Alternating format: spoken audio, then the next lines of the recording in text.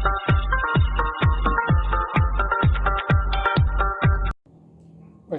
pada hari ini saya akan melakukan sebuah eksperimen di bidang fisika yang sederhana, yaitu mendidihkan air di bawah suhu 100 derajat Celcius.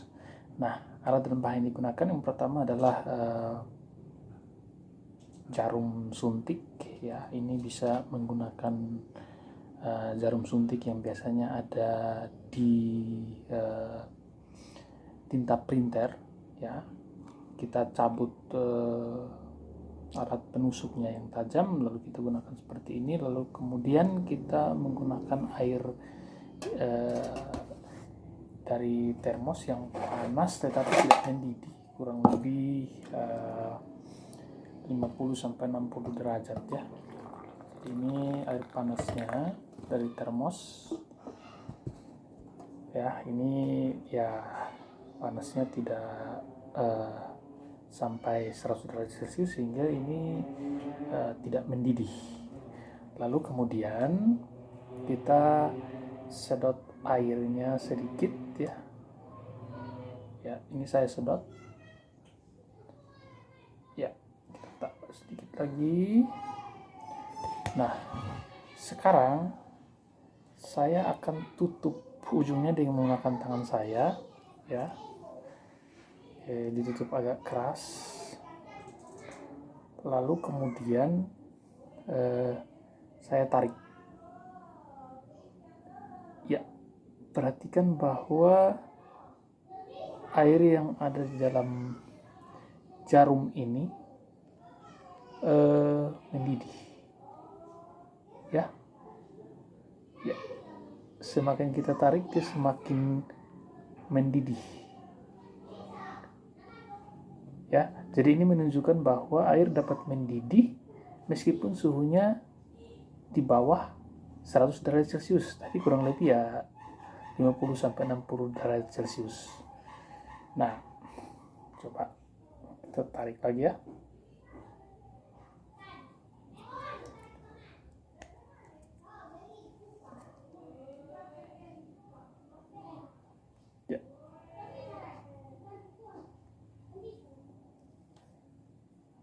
Sekali lagi.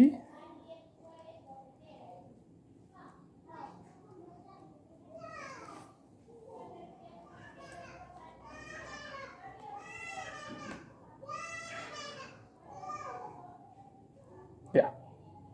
Jadi airnya mendidih meskipun suhunya di bawah 100 derajat Celcius.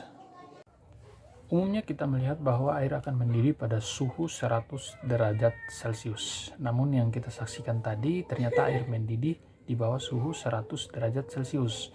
Nah, kenapa demikian? Karena sebenarnya kita sedang mengubah tekanan udara di sekitar air yang akan kita didihkan tadi dengan cara seperti tadi kita masukkan ke dalam tangki jarum ini, lalu kita menarik penghisap jarum tersebut sehingga volume udara yang ada dalam tangki ini semakin besar, tetapi tekanannya justru semakin kecil. Nah, karena tekanannya kecil sehingga air yang ada di dalam tangki ini itu mendidih.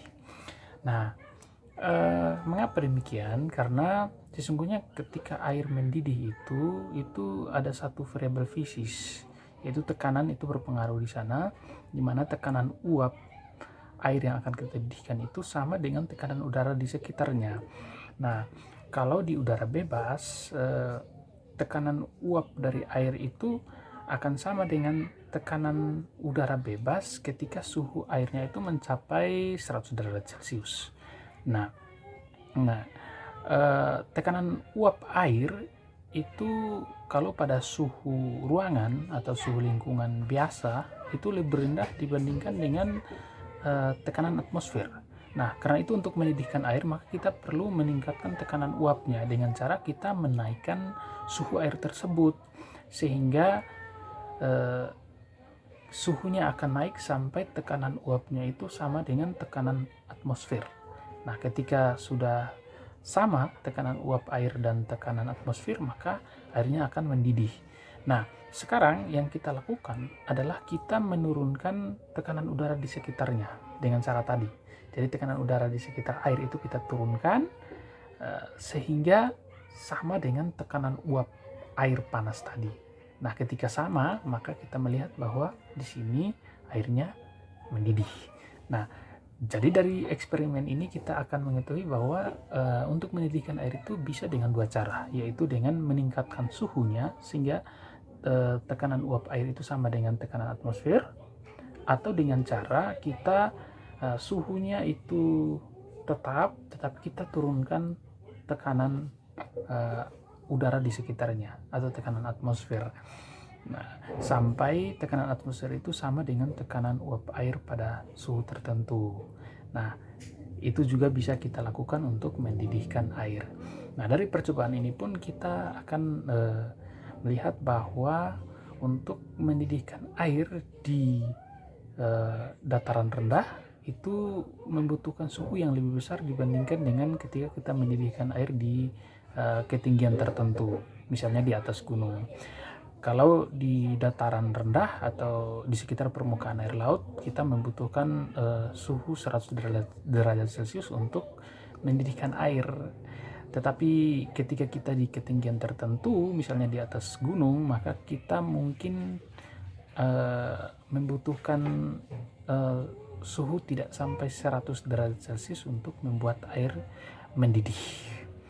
Hal ini terjadi oleh karena semakin tinggi suatu tempat dibandingkan dengan permukaan air laut, tekanan udara atau tekanan atmosfernya itu pun semakin kecil.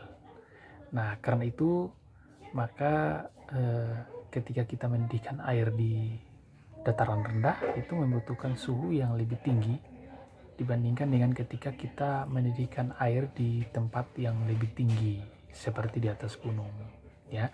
Jadi mendidihkan air di atas gunung tentunya membutuhkan suhu yang lebih sedikit dibandingkan dengan mendidihkan air di dataran rendah. Demikian penjelasan tentang percobaan yang sederhana tadi, semoga bermanfaat.